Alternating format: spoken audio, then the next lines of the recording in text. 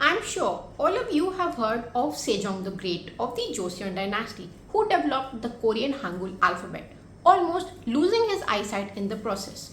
We know so much about the many rulers who have ruled Goryeo and Korea, but as the saying goes, behind every successful man, there must be a woman. And for Sejong the Great, the greatest influence on him must have been his mother, Queen Wongyeong, who belonged to the prestigious Min family. She played a crucial role in assisting her husband through her family's influence when Yi Bang-won slayed his brothers in the strife of the princess and ascended as King Taejong, the third ruler of the Joseon dynasty. Despite the Neo-Confucian oppression, don't you think women played a role in defining the outcome of how men grew up to be who they were? Coming to the wife of King Taejong and the mother of Sejong the Great, this woman at the center of such historic figures could not have been a side character. That's what inspires writers to imagine her perspective in the ongoing drama The Queen Who Crowns. In the recent released episodes 7 and 8, the tension surrounding the Queen's family seems to be growing as Queen Wongyeong picks a side to dissociate from the Min family. She predicts that her family might be in a tricky position following a conversation which she had with the king, where she asks him what kind of country he wants to establish and what are the consequences that his vision will pertain to. The king tells that obstacles in his path will eventually be removed, and the Min family's sons seem to have become the very stepping stones blocking his path towards establishing an autocratic rule. Unlike Queen Wonyeong, who remains wise and cautious, the queen's brothers, blinded by power, do not heed her repeated advice to remain low and avoid the looming catastrophe. They amass wealth and exploit the people, thinking that they are above the law and even above the king. King Taejong and his allies set various traps to overthrow the Min family, but until episode 8, the queen somehow manages to fiercely protect her paternal family. Key scenes from episodes 7 and 8 include the moment when the king decides to abdicate to the crown prince. The queen masterfully decides to head the crown prince's council, quelling His Majesty's plan to kill all who have supported the crown prince after his declaration of abdication.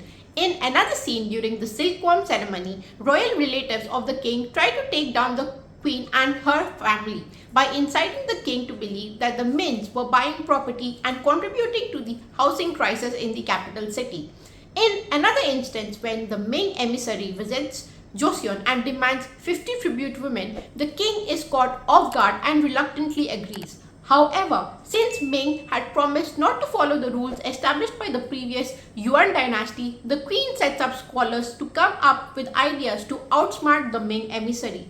Boldly yet firmly, when the king questions and challenges the queen, she accepts and masterfully turns the tide in the court's favor, saving Joseon from having to provide tribute women to Ming. But in a period where women's rights were worsening, the king's jealousy and ego grew, fueled by feelings of inferiority towards the queen, who supported her husband wholeheartedly. Sigh.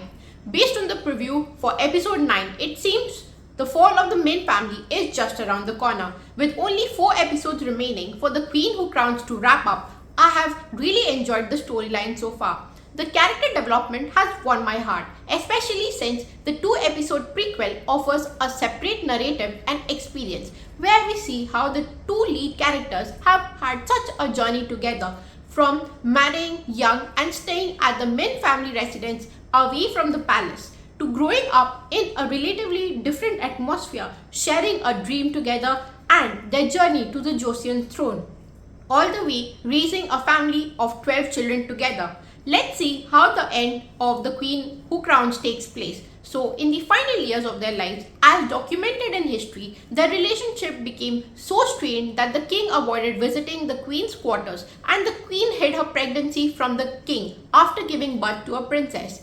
I am excited for the final 4 episodes and eagerly awaiting the second episode of the prequel, which releases at the very end of the series.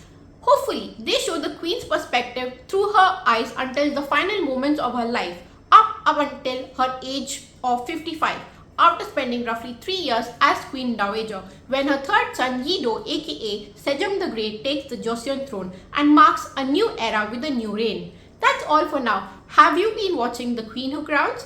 Which episode has been your favorite? I honestly fell in love with the first episode of the prequel, The Queen Who Crowns Before Sunrise. Have you watched that yet? Based on the life of Yi Bang-won, many dramas have been produced in Korea. If you're interested in the king's story, you can check out dramas like Six Flying Dragons, My Country the New Age, Jeong, which I have personally seen and loved, as the storylines were pretty interesting. But The Queen Who Crowns, which offers a fresh take on the Queen's life, has been a great watch. So if you haven't started the drama yet, it's definitely worth giving it a shot. Don't forget to like, share, subscribe and hit that notification bell to stay up to date with the latest drama news. Until next time, thanks for watching.